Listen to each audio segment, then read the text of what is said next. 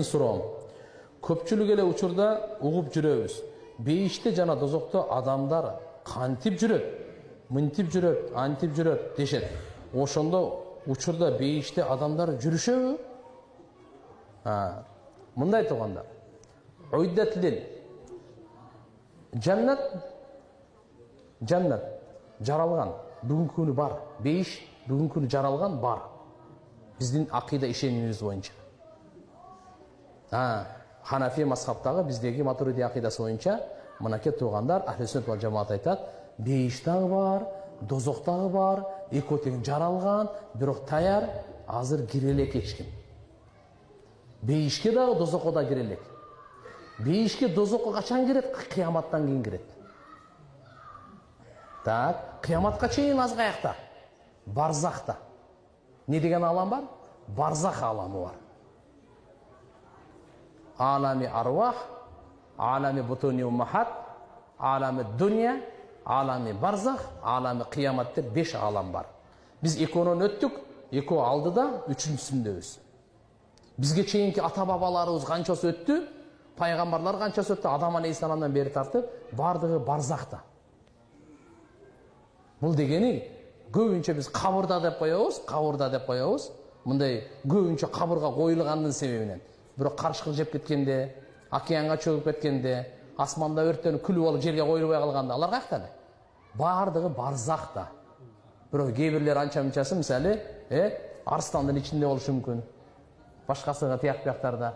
Бирок ошон үчүн барзах деп коет, барзах парда деген сөз. Бу дүйнө менен ахиреттин ортосунда парда болгон ошол аламды барзах деп коет. Азыр мына сурооңузга мындай, ушу күнгө чейин бейиште жүрөт, дозокто жүрөт, бейиште болсун, дозокто болсун дегендердин бардыгы барзахта. Бейиштин таасирлери бар, дозоктун таасирлери бар. Түшүндүңүздөр, пайгамбар ошон үчүн айткан, ким өлсө, ага кыямат башталды деген. Кыямат азыр башталып элек. Бирок канча туугандарыбыз өлүп калды, ага кыямат башталды. Биз да койсок, бизге кыямат башталат. Мындай. Демек, азыркылардагы пайгамбар саллаллаху алейхи ва саллям айткан, кабыр бейиштин бакчаларынан бир бакча, же дозоктун чукурларынан бир чукур. Буну үймөк топурак деп ойлобогула деген.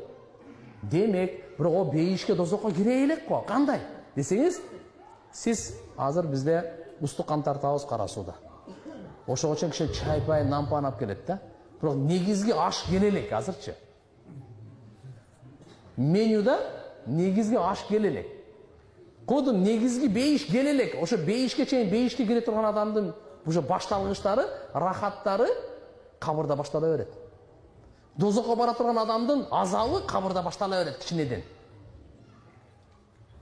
Түшүнүктүүбү? Негизгиси келе элек.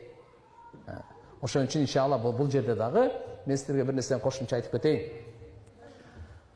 Бул дүйнөдө ар бир адам жана денеден турат да. Бирок рахаттанганда дене рахаттанат негиз болуп. Рух рахаттанат ээрчип.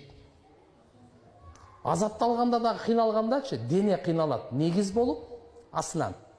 А рух азапталат, азап чегет табаан. Аркасынан ээрчип. Барзакта андай эмес. Барзакта рахаттанган негизи рух болот. Дене артынан ээрчип кичине-кичине. Азапталган рух болот, жан дүйнө. А дене аркасынан ээрчип кичине-кичине.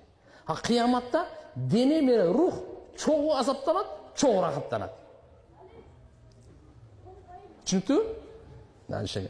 Анан жиндер бейиш дозокко киришеби? Алар жөнүндө көп укпайбыз го. Чоң рахмат. Машалла, жакшы суроо бердиңиз. Жиндер боюнча. Жиндер мукаллаф. Жиндер мукаллаф дегени бул инсандарга окшош эле ибадат үчүн жаралган. Жоопкерчилик, буларга акыл берген Алла Таала. Жиндерге да акыл берген. Кимге акыл берсе, Алла субхана ва таала ал жин менен инсанды Кур'анда айтат: "Ва ма халактул джинна вал инса илля ли'абудун", ибадат үчүн жаратканбыз деп. Айвандарды ибадат үчүн жараткан жок, бизди айткан жок. Эмне үчүн? Буларга акыл берилген эмес да. Жиндерге да бирок инсандын бейиш дозокко киргени чечкиндүү болуп. Жиндердин киреби кирбейби талаш.